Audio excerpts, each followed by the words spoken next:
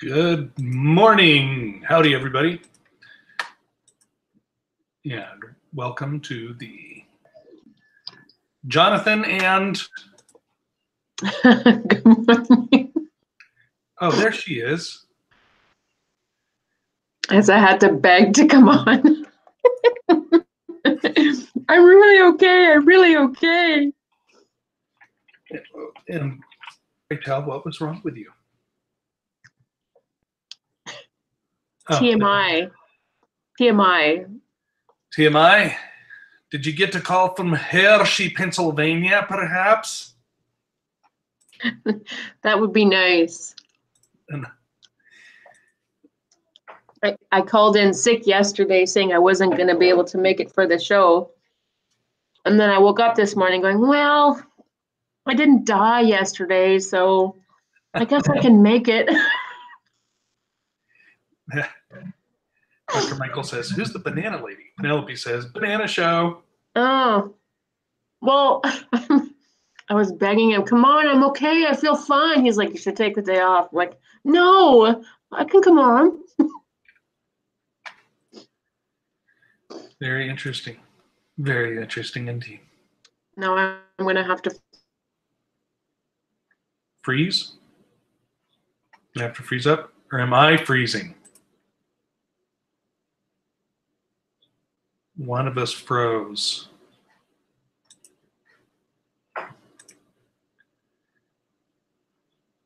Huh. Well, I can still see me talking on the chat, so it must be Gwen. Okay. So anyways, hello everybody and welcome.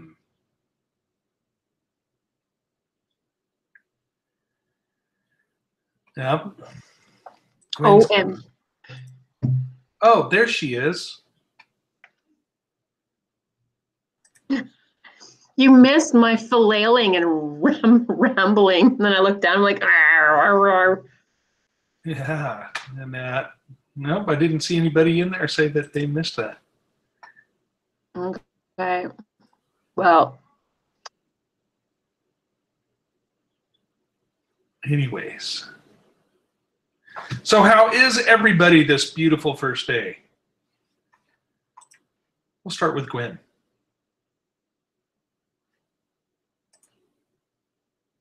Who froze again? All right. Okay. Way to go, Gwen. They say it's cold in Canada, but apparently it's really cold. Work or out. That. Heather and Gary Mack, if you email me, did you need the email again? Oh, now we got the echo. I'll fix it. Anyways, if you email me, we'll be able to figure it out better. In case we get hung up again. I have my phone. Uh-huh. It's echoing. Sorry. If you put those in your ear, where are you going to stick your banana?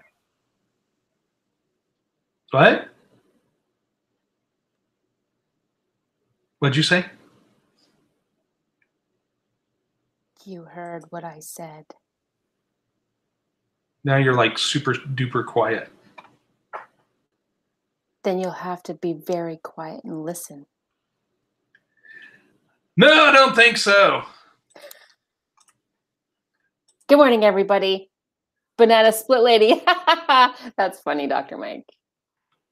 I'm going to just start calling you Mike. Can I just start calling you Mike? Dr. Mike sounds like such a mouthful. But I mean, if that's an insult, then I'll go back to... It's like that song.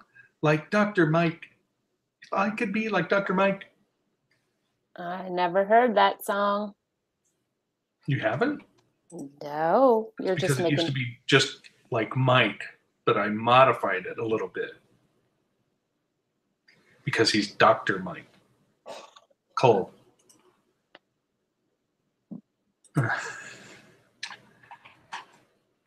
Are you like a legit doctor?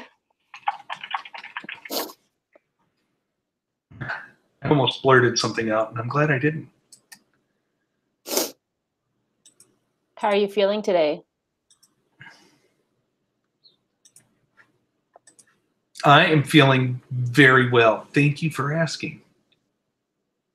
Oh, you weren't talking to me, were you? Yes, I was. Oh, were you? Yeah, Because you were looking at your chat box. I was doing both. Sometimes I can multitask, not all times. Okay. So, Doc Holliday.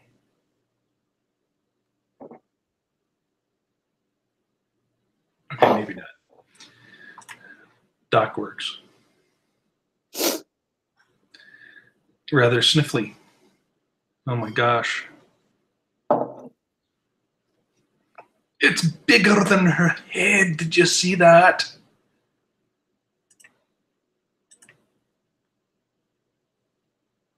Wow, All right. I feel prickly. Honorary PhD in theoretical physics is biblically based. Awesome. Very cool.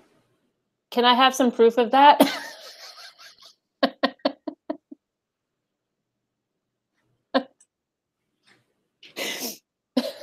Of how big your mug is? Hold it up to your face again. No, I want to see some documentation.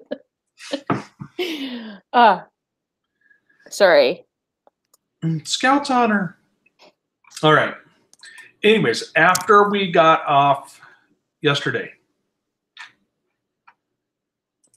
after our show ended yesterday and we were talking, there was a discussion that my wife added to. We were talking about the golden earrings, right? Not the band, not Golden Earring, not Radar Love. We were talking about the golden earrings mentioned in Exodus when Aaron says, well, hey, give me all your golden earrings from your sons and your daughters and from your wives, your sons and your daughters. And she said, well, why didn't he include the men in that? And then we were discussing, well, possibly maybe the golden earring, maybe the earring was a kind of like a family crest showing their status. And then we were discussing, and then that would be why they said just from the wives and the sons and the daughters. But then I was reasoning out that, well, wait, if the most elderly people had adult sons, then they would be a son also. But then she brought up and said, well, what if Aaron removing those earrings, what if those earrings were a mark of servitude to Pharaoh? Right? Because we know Pharaoh gave Joseph, long ago Pharaoh gave Joseph his signet ring to wear. And we also know that elsewhere in Scripture it says that if a bondsman gets his freedom, if a servant gets his freedom, and then chooses to remain with that household, he can get an awl driven through his earlobe up against the doorpost and then have a large gold earring put in, showing that he is there voluntarily, that he placed himself in servitude to that man's house for his life, for the rest of his life. And anyways, the suggestion was, what if the removing of these earrings and doing that Aaron saying, give me these earrings, was like them symbolically being freed from Egypt, and then he built that molten calf. This is all supposition, just something to think about.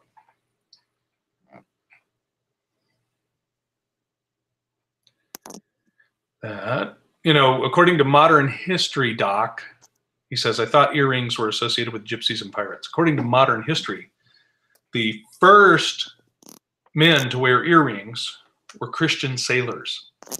And it was allegedly they would wear a large gold earring in either ear.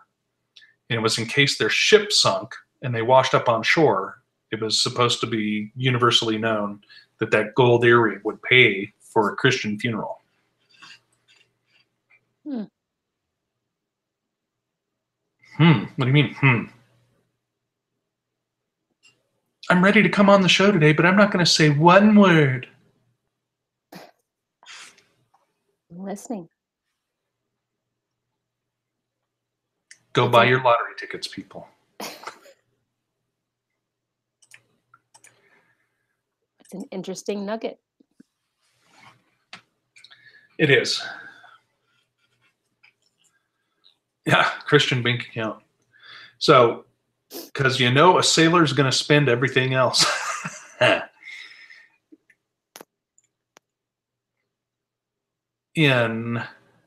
Anyways, in looking at that, I want to research that some more because it may go well with the study I'm doing on seals and marks.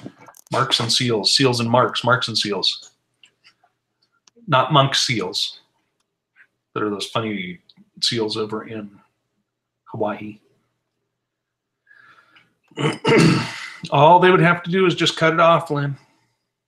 Or yank it out. If it's a dead person, doesn't matter. Yank.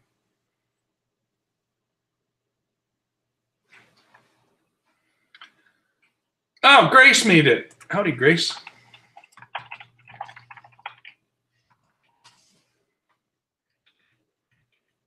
Anybody else sneak in? Nope.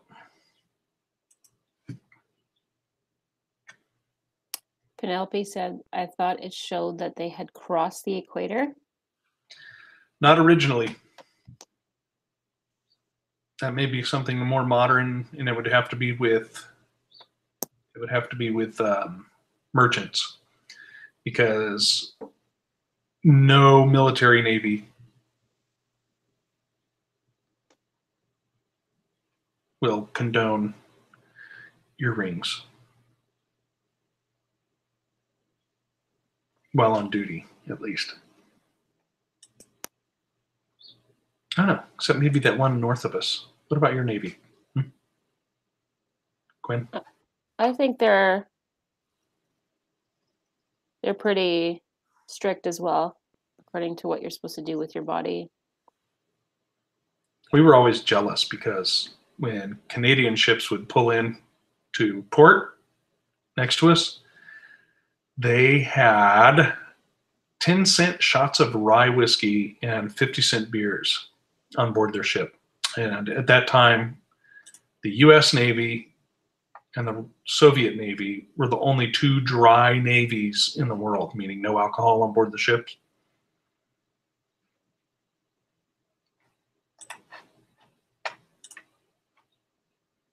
And she disappeared again.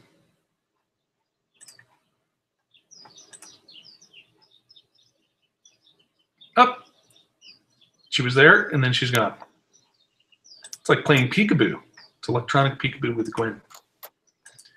Where is she going to pop up next? There she is. Okay, where'd she go? Where'd she go now? There she is. OMG. Stop it. Huh. Maybe you're not feeling better. Anyway. I'm feeling just fine. I'm feeling fine. It's good stuff. All right. So what are we updating people This on, girl Gwen? didn't drink beer. What? What? I just looked down and I seen, but alas, this girl didn't drink beer. Looking at Grace's comment.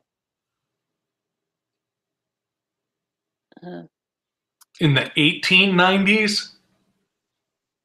No, I'm just kidding. That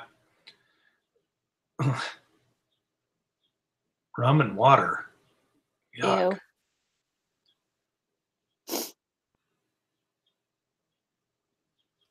Water in the runs. Okay. What was your question? Updates. What are we updating on? Boy, I guess maybe next time I will just go it alone. What updates do you have, Gwen? Come on, spit them out. Updates what? Hi, I'm- Sky. I am trying to follow your lead because you were so kind to allow me to stop begging to come on the show and let me in. So I'm just here for moral support. How do you care to win? Care to win. Hello, good morning. How to win? You're on the phone, but I'm here. Soliciting prayers against demonic influences in our area. Murder, suicide at husband's job, and murder, suicide across our street. Shut the door. Are you close to a reserve? We Jasmine? call those reservations. Call them whatever you want. Pretty much everybody here is close to one. Okay. Oh, right. Jasmine's not that far from me. Okay. Like murder, suicide, like both of them? At his job and right across your street? That's horrible. Oh. Oh, okay. You know what? Praying against those demonic influences, like, I mean, I think that, oh my gosh, there's a different recipe in dealing with stuff like that. Because if there's people that are, I don't know, I think that there's a different recipe to dealing with that kind of stuff. Coming against those principalities and those powers. I mean, going to talk to those people and loving on them somehow, some way, so that you can get an in, so that you can get knowledge in, so that you can get, you know, faith comes by hearing, you know, letting them know somehow, some way that there's another way. Anyway, yeah. I bet he is, Jasmine. We had multiple incidents when I worked for corrections, and it was there's some darkness that's associated with all aspects of law enforcement. And yeah, we know there's a lot of occult activity that has been exposed in various sectors of it. But some of it, I mean, it's just really dark. And there was one guy out there that was like stalking his ex, who also worked out there, and you know, they wouldn't do anything about it because they'd known him longer and he was their buddy and everything. And then he ended up killing himself at a city park early in the morning.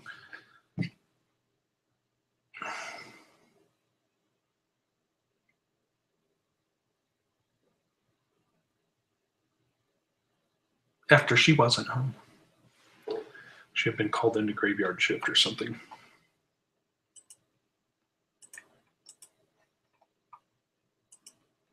Yep. Very dark. And then there's the whole entertainment factor. There's a whole like big sex swinger ring out there, which was equally dark and disgusting.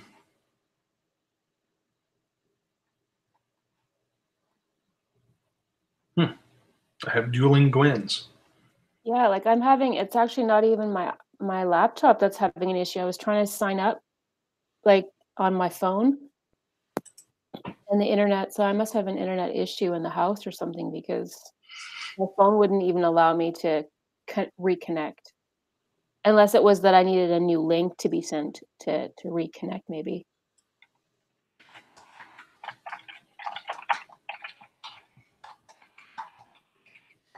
Oops. And it's still not quite even caught up in the chat. See if I'm just going to write hey to see if I'm back in the chat. Am I back in the chat?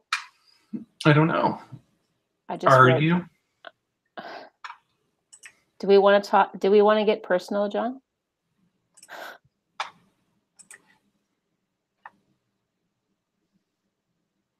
Is that the name of the other Gwen?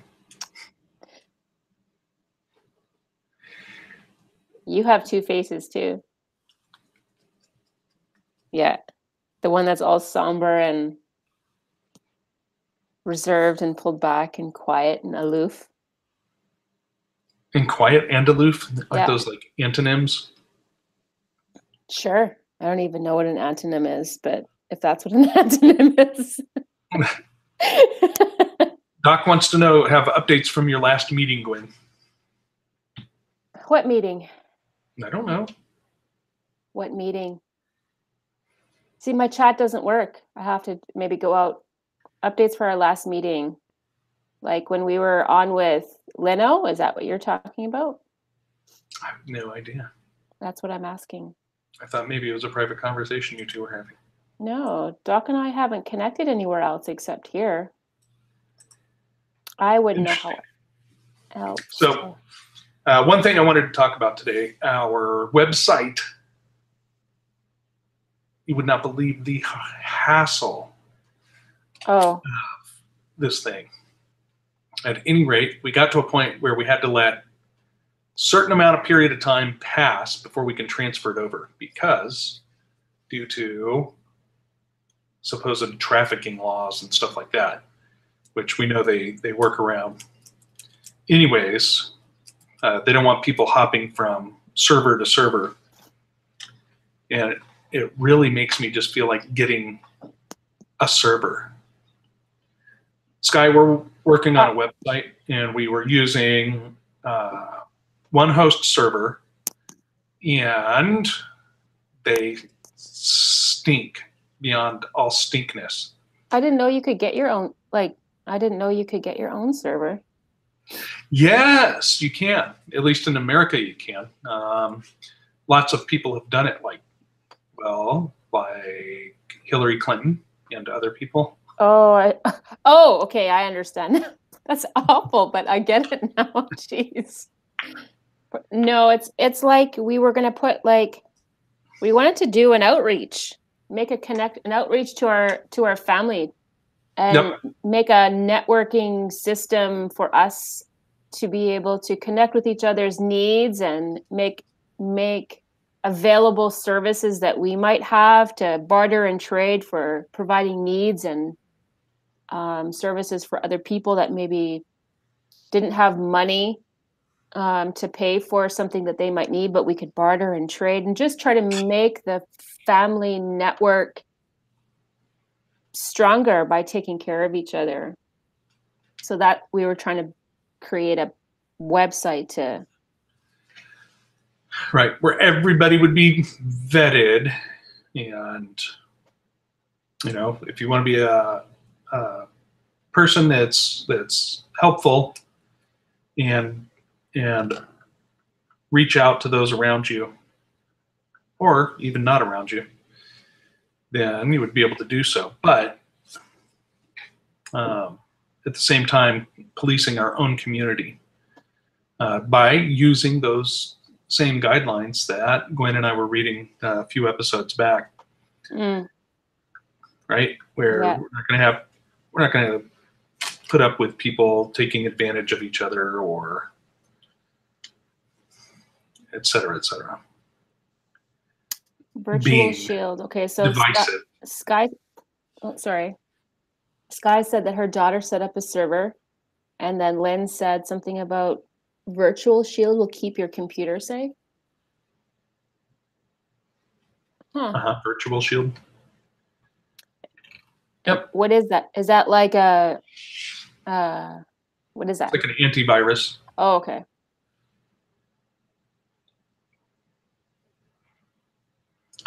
Yep. And so, anyways, this stupid host server, basically, their customer service stinks, and their hosting stinks, and everything else. And then, even despite all that, because of this law, you're not allowed to switch host servers for an extended period of time because of laws against whatever. It's so drug traffickers or or people traffickers or whoever can't just hop from server to server and hide their existence. It makes it more difficult, supposedly, but in reality, what it really does is makes it more difficult for little people, just like everything else. So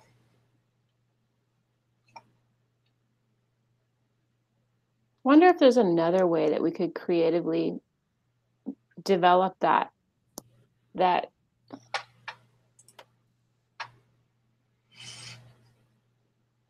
has to be another way to develop something like this that we've been talking about, that doesn't have to depend so heavily on a computer. right. And that's that's kind of what several of us have been feeling anyways, that we need to actually get out there and interact with one another. Yeah. Even if it is across great distances and yeah. Long ways. Yeah. And then just making ourselves available for people's needs. Like, I know that sometimes when I talk to people and I say, like, if they're feeling low and I'm giving them advice to encourage them, go find somebody and go bless somebody, go do something for somebody. And because there's need out there. There's a lot of needs out there. You can go find someone that's in need today if you want to, right? And this is how you build relationship. This is how you make connection with the lost, or with, the wounded, with like the poor in spirit. How are you going to find them? So, ultimately you can definitely make your life completely transform if you want to live your life of service like Yeshua did. Walking around. I like watching those old movies where he's just literally walking, and then he's sitting on a rock and he's talking, and then he's walking again, and he's just, as he's walking, there's needs everywhere. He lived his life that way, but we live our life more to try to provide for our own needs because, we're up to our ears in debt, or where our time and our days and our weeks are tied up in so much other responsibility that providing needs for someone there's no room. I have no time for that. I have no time to provide needs for someone else. I'm trying to, keep my pants on. So. Well, I see the biggest need as post-conversion maintenance. And that being, right, what were Peter and James and all those people doing, right? All those people that had been converted at Pentecost and that were being converted after Pentecost, and realizing that they'd been trapped in this religious system created by the Pharisees, with this dressing of a relationship with our Creator, that they. What are you clicking? Oh, anyway, I'm moving, and I think my mic. I think my mic is in here somewhere, so I'm sorry if it's bothersome. Anyways, that I've heard it plenty of times, right? That, and I'm going to use the evangelical altar call as the example, but oh yay, you need to come to Jesus, you need to come to Jesus, you need to come to Jesus, and then you go up and do the altar call, and it's like, yay, good for you, gotta go, bye. Yeah. See you next week. Let me pray for you to get groceries this week. I pray that God will give you groceries this week. Trust him to provide for you. And then they walk away and they still don't have what about, hey, you over there, you got an extra check this week. Can you buy this person over here some groceries? How dare you ask me to do that with my money? Well, I'll tell you what. You want to go out? Hang on, I gotta let the dog out. Anyways. Okay.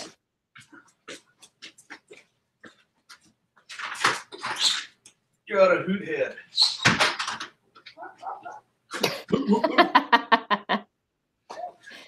Anyways.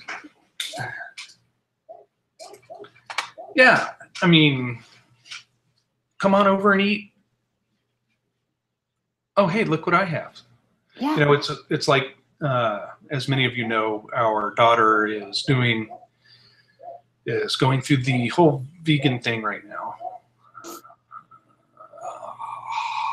Anyways,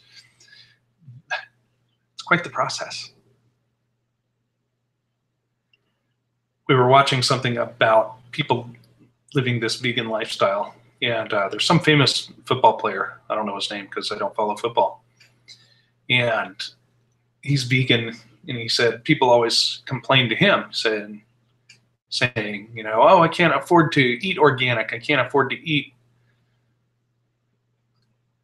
just plants. You know, I need to eat cheap meat or whatever. And he says, what are you talking about? He says, there's billions of people around the world. All they eat is rice and beans.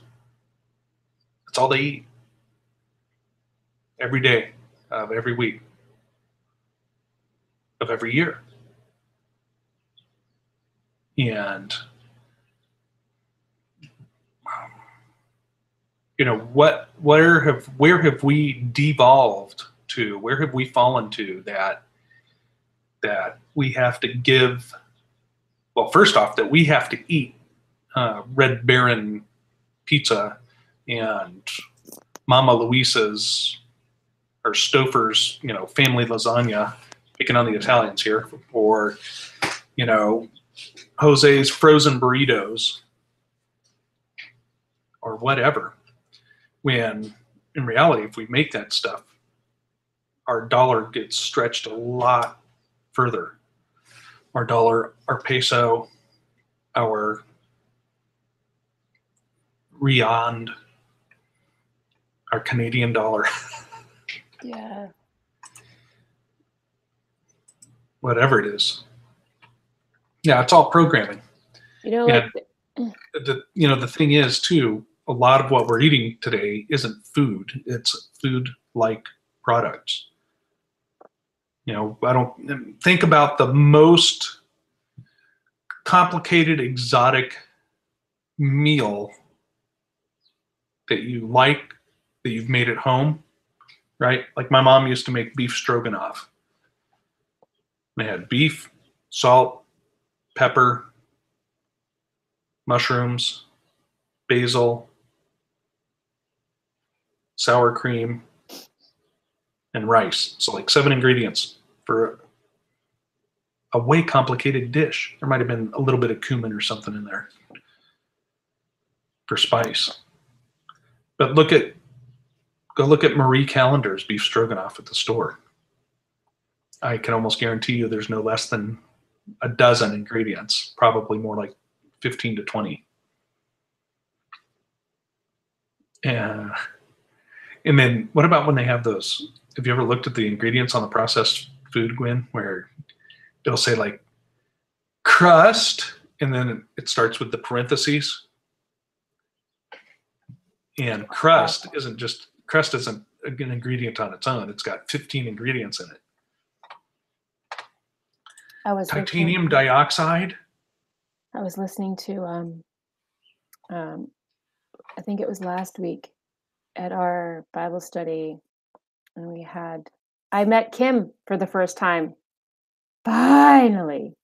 It was wonderful. So she came out and she was sharing a story about when she was, I believe it was Mexico or somewhere, maybe even, I don't know. Hang on a second.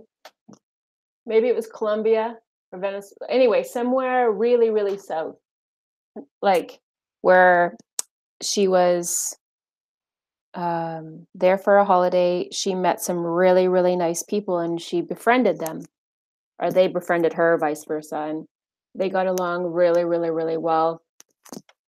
And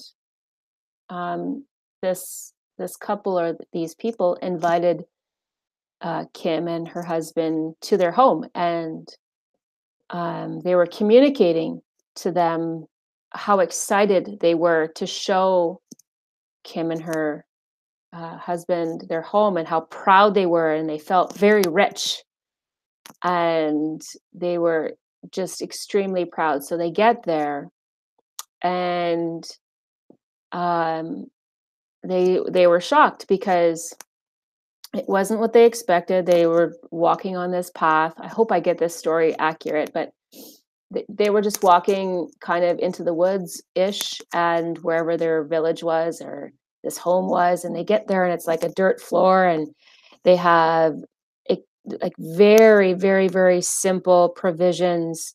But apparently this location and this home, or this, not a shack, but whatever it was like rich to these people. Like, look at our home, look what we have.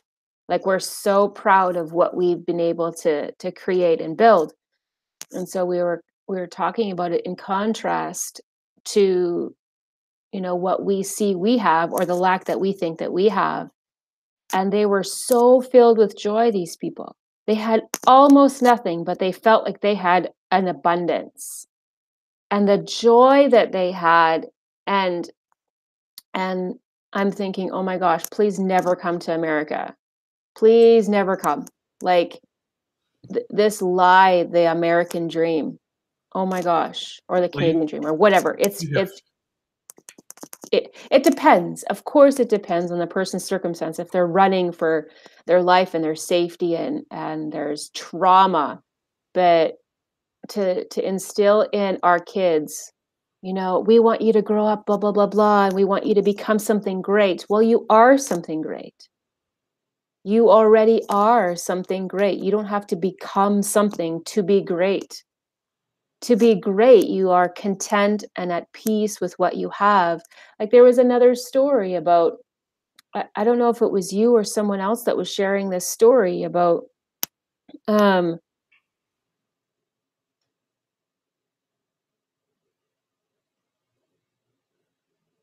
she froze. Okay. So now I can get a word in edgewise.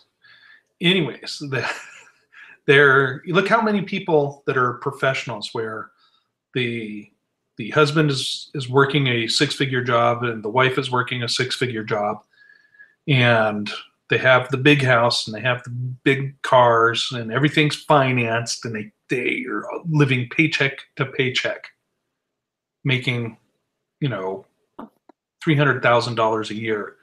Yeah. Okay. And then you were froze. So How I started long? How long was I froze? After you said you met Kim? Really?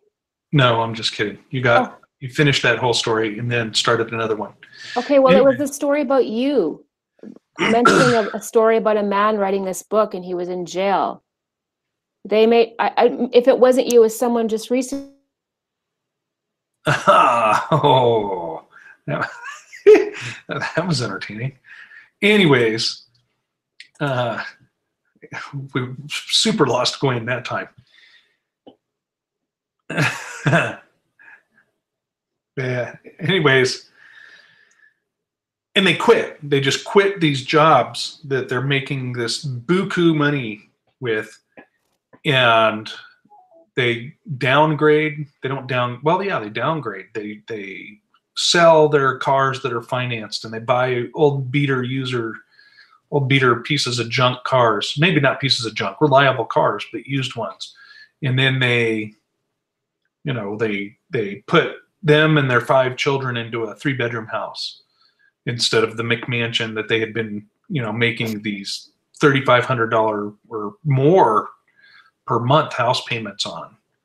And it's just ridiculous. What has been marketed as the American dream is the American scam, the American financing usury scam. And I think it's a frame of mind. I think, like, influencing the mind. Like, back to this book. If it wasn't you, it was someone else. It just came up. It was a man that wrote this book. He was in jail. I'll continue when she gets booted again. And ultimately, he says, they can tell me when I have to sit, when I have to eat, when I have to shower. They can tell me what I have to wear, what I don't have to wear, but they'll never rob me from how I am responding to what's going on. They can't control my feelings. So you have a person in a worst case scenario where they're being like they're in jail. You don't have any freedom to when you sit, when you stand, what you eat, when you eat, how you eat, where you eat. You're being so fully controlled, which we really are. We think that this is freedom, right? But he says it's his heart, that they never stole his heart. They never stole his inner being. He never allowed that circumstance to go, oh, woe is me. I don't have any control over my life. So he became super influential in where he was at. And then later on, because he never allowed that to destroy him, but he was never seeking riches. His riches was in that place where he wasn't allowing what was happening around him to steal what was really his. They couldn't control his feelings and how he responded to orders, right? So I think that we think we are free. We think that we have this freedom, but really we're bound by this cultural standard that we need to have all of this stuff to be successful or to be prosperous. And then when we don't have it, we feel like we're poor and we have nothing, and then we're succumb with stress and strain and oppression and depression, which invites possession and demonic attack. See, I find myself feeling more free downgrading. Yeah. Right? Without having the financing of all this stuff. Yeah. When I bought the truck I currently have, I bought something that is economical to run. There's a gajillion parts for it. There's a gajillion aftermarket parts for it. And it gets frustrating, right? It gets frustrating with things like, oh, the clutch went out. The clutch went out. Man, it was expensive because I needed it for work. I needed to get it done right now. I could have done it myself over 3 or 4 days by myself, but I didn't. I paid to have it done, so it was like $1,000 for the parts and the install and everything. And that's just like, oh man, that piece of junk. Wait, that's maybe two, maybe two, maybe not even 1.5 payments for a brand new truck. Payments. Yeah. For 5 and 6 years of financing. Yeah. It's just insanity. You want to talk about slave to the lender. Or even to the idea of dreams, slave to the idea that you have to meet some big, beautiful dream. Like, what is that all about? Like, shouldn't our dream or our vision of greatness be to get along with our neighbor? Like, why are we trying to strive to have something? Like, I was watching this show about these twins that were adopted from China. They didn't realize at the time that they were like the people that adopted these two twins. Were they named Gwen? One was from or one went to Norway and one went to, I believe, California. Okay. And they did a bit more, investigation and confirmed that these two girls were twins because they were denied at the Chinese adoption agency. They denied that they were twins, but they discovered that they were. But anyway, the Wen twin in Norway, where she grew up, was a tiny, tiny little town. There was one store and one gas station, and there was no restaurant, no nothing else. Okay. So this little girl had freedom to, she biked for miles. Her best friend was a little pet mouse. There wasn't a lot of activities there to do. There weren't a lot of things to do. And she's like, we do get a little bit bored. And then you have the other one. She's in dance. She's in soccer. She's in ABCDEFG, right? And her parents are running around this hamster wheel trying to provide something for this child that they love so much, right? And then they're showing in this documentary the contrast between these two little girls. And then the one little girl says, you know, the one that's in California says that she just wishes that she could kind of be more independent. The one in Norway feels like, oh, it's so boring. I wish that there was more to do. And they bring the two together. And when the one from California goes to Norway, she's like, there's so much freedom. We can go by ourselves. Like, and they went for miles and miles a bike ride. Like, they went so far away from their parents. This is the farthest she's ever been away from her parents. And she loved the freedom and loved the peace. And then the other little girl went to California, and she was all enthralled with, you know, all of these things. So it's interesting how we think that we need to instill in our kids, look, we want to move to the big city. Look what you're missing out on, all this wonderful stuff. Instead of instilling in them, you don't have to have a lot of friends. You don't have to have a lot of activities. Like we have to deconstruct our expectations of what life is supposed to be like.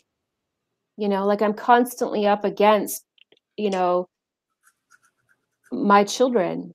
Like they don't have an arsenal of activities that I do with them. I just don't do it because I don't want them to get into the rat race and become consumed with activities and because it prepares them for adulthood, that they have to meet this standard of activities and fun and possessions and things, and it sets them up for, I want that, so now I'm going to have to work really hard because I want that, but then I want that and that and that, so now I'm going to have to work longer and harder, you know. Right. And it also goes back to the image thing where, well, you know, oh, that person, look how much praise they're heaping upon that woman. I need to get the style of clothes, and I need to do my makeup that way and my hair that way. And same thing with the guys, right? Oh man, that dude is so cool. I need that kind of truck, and I need that kind of, you know, jeans, and wear those kind of shirts or whatever. Yeah. You know, this image thing, it's just kind of silly. Yeah. It's a trap. Really, you know what's funny?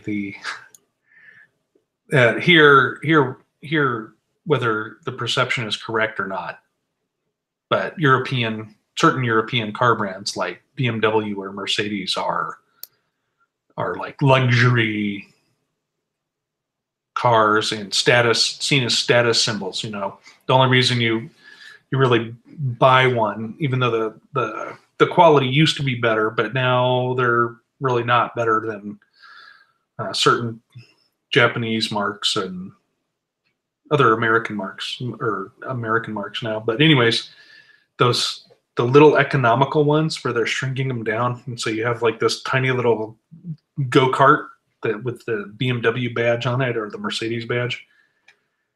And you know, if you're really after like economy, wouldn't you get the most economical thing? Why do you have to have, well, my economy car is a Mercedes. Why? My electric car is a BMW. Because I'm for the environment. I own a big, old Chevy truck. Well, Tahoe, not a truck. I call it a truck. Yes, many of you people do. What did you say? Here in the States, we call those station wagons when they have glass all the way around the passenger compartment. With 4x4? Yep. I'm envisioning one of those big ones with those big, massive wheels. Yeah, I think that I think what our heart's desire is to meet the needs of the people that are around us, but we're struggling to figure out how to do that. So we do that a little bit here and there, but we would be able to do it so much more if we just changed the culture of our house, right? We can't necessarily change the culture of what's in our community. You know, we don't live in a little tiny hideaway community somewhere where we're all believing and thinking and living the same way. But we can sure alter what happens in our life if we change what's happening in our house. Doesn't mean we have to conform to what's out there. You know, I just pray that my kids will one day see that, you know. I let them get bored. I let them like, oh, I'm so bored. That's excellent. Be bored. Like, you know, I hear a different message from out there. You don't want your kids to get bored so they don't get in trouble. I want my kids to get bored so they get creative. And your one is really creative. It drives me nuts. I think it's really cool. It is cool. It's just hard to keep cleaning it. But she is, like, she's constantly creating.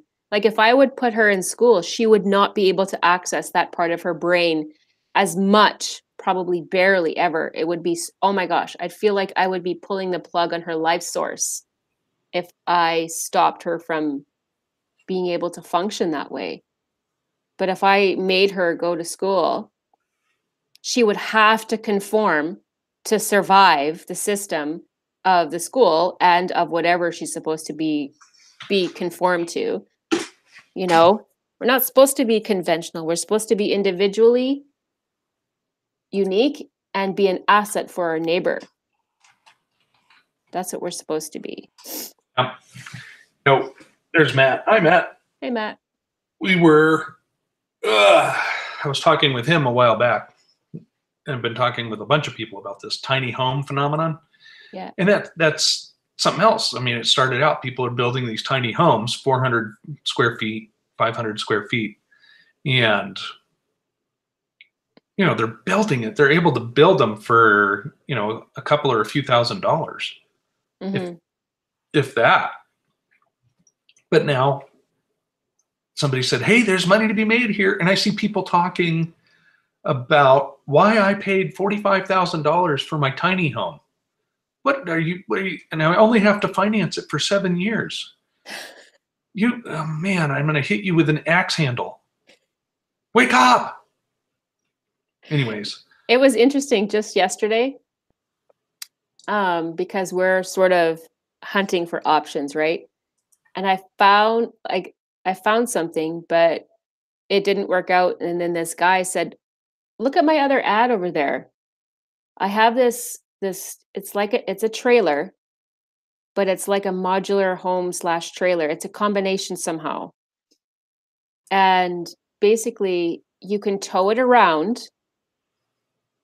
You shouldn't tow it around all the time. It's not like an RV trailer. It's not like that. We call those mobile homes. This isn't really our mobile home. You should only move once or twice in its whole existence. This is something that is on, like, you can move this. It has wheels. It has a hitch and everything, but you still don't want to move it. It takes about 20 hours to set up, right? So it has this.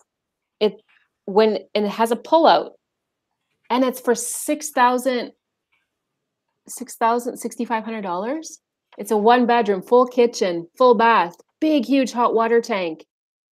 All of ABCD for $6,000. There you have your tiny house. It has everything. Air conditioning, everything. You can own it. Oh, just 1 bedroom. It's just a 1-bedroom. But ultimately, I was saying to Keith this morning, I said, even though we wouldn't probably get that right now, I feel like, man, we should get it, because that could be for one of our kids. You know, like both, whatever, could work on it, making it their own. And by the time they're 16 years old, they can have their own house, be self-sufficient, close to mom and dad, of course. Right? You have to let go sometime.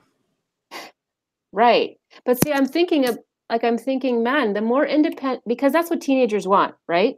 They want to be independent. They want to be self-sufficient, but they have been so hindered and not allowed to develop and grow and be independent.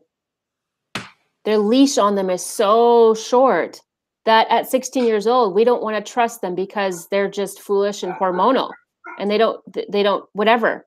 But ultimately, I think that that's because of our culture in part, right? So I think that in my ideal world, which I'm not saying it's going to happen with me and my kids, if we have a property or if we live somewhere where we can put a trailer, then by the time they get old enough to really help fixing it up, you know, and putting money into it, they have a job, like a small job somewhere, get a job. Like you're 15 years old, do something, get a job and become an asset to your family.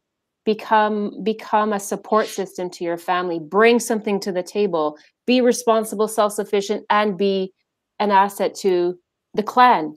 Then that is yours right there. You can move out there. But the cord to the power of that little tiny house is connected to this house.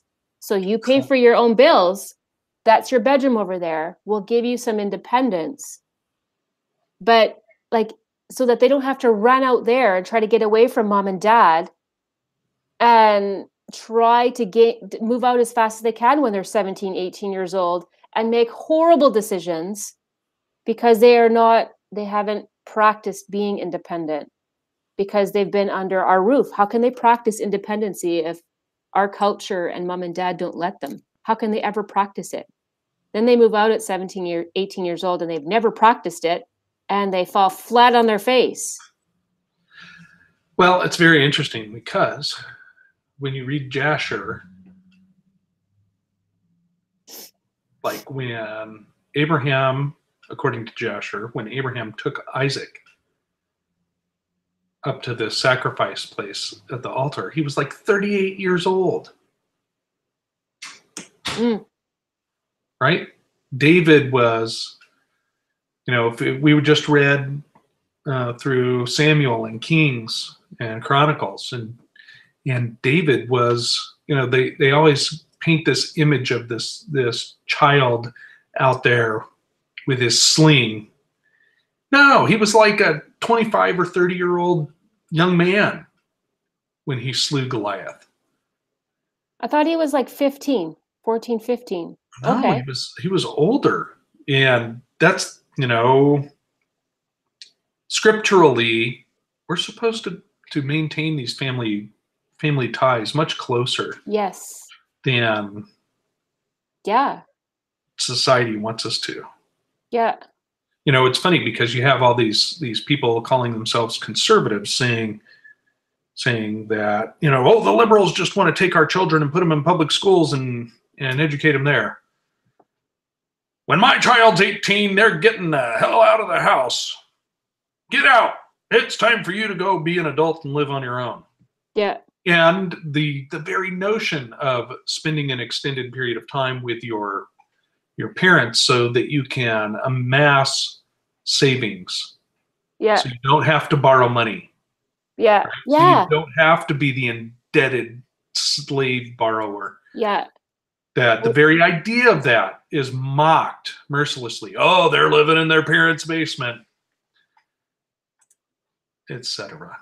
Yeah, like, so I think that giving them independence as soon as possible, like small pieces, but continue to give it to them, especially when they're close to home, because then they can make the mistakes when they're close to home, but ever so gently still continuing to give them the space and the freedom to do that, so that they don't want to, like, I left home when just at 15, and the reason I did that was a little bit different than many, but we lived in Manitoba, and my mom met somebody, but the person that she met was from BC, and that's like a couple provinces over. That's like 2,000 kilometers away from where we were. And she said, Gwen, now don't you go find yourself a boyfriend now, because we are moving in September. And this was like 7 or 8 months or something like that away, right? So she met him, we met him, he's a nice guy, but her intention was to move. And I'm like, okay, yeah, no problem. But then I'm 15. I found a boyfriend. I was no longer in school, right? I had quit school just before I was 15.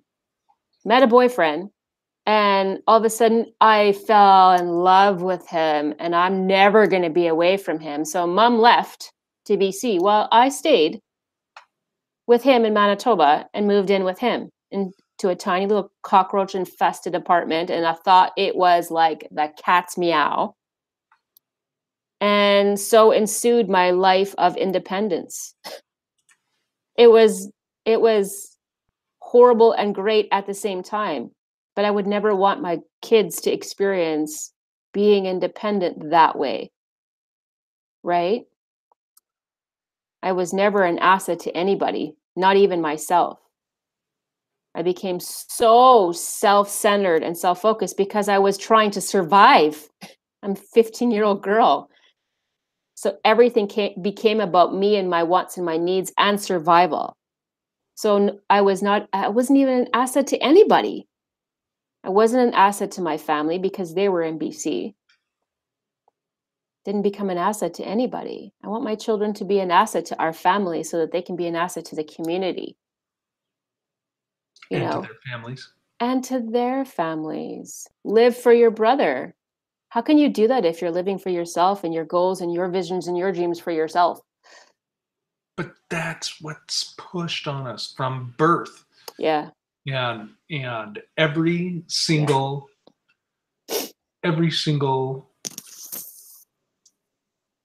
public interaction, right? Just look at leaving your house, exiting your house for an errand to the store.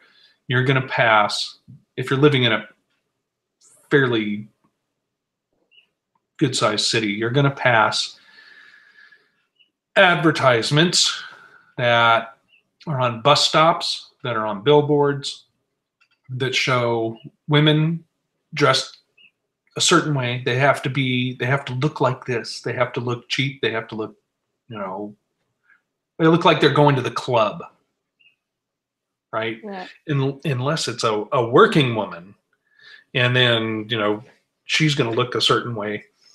And it's mostly women on these, right? Doesn't matter what it's for. It could be an advertisement for the local community college or trade school. Right. But they're inundated with it. And then you get into advertisements for pizza, right? For groceries, for food, whatever. I mean, look at what comes in the mailbox. Yeah. Just look at that garbage. Anyways. Okay, let's pray out. You ready? Yeah. Abba, Father, thank you very much for this time together. We would like you very much to intervene with that spirit, bind that spirit, and cast it off into darkness that is having people murder other people and commit suicide in Jasmine's area. Keep up your hedge of protection around Jasmine's household and her husband at work as well. And we want to thank you for this time together and remind us all daily about our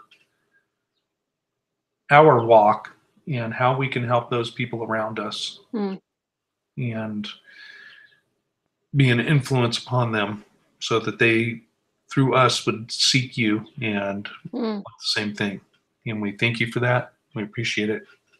Bless everybody here now and in the future. In Jesus Yeshua's name, amen. Amen. And thank you, everybody, for joining us today. We are very happy that you came and spent part of your first day with us. We appreciate that. And we are going to be back next 7th day, rest day, with another exciting episode, and we will most likely start very soon with little short videos that we tape and post up. And What else you got there? Gwyn, I need to take a shower. I like turtles. Okay. All right. Love you all. Bye.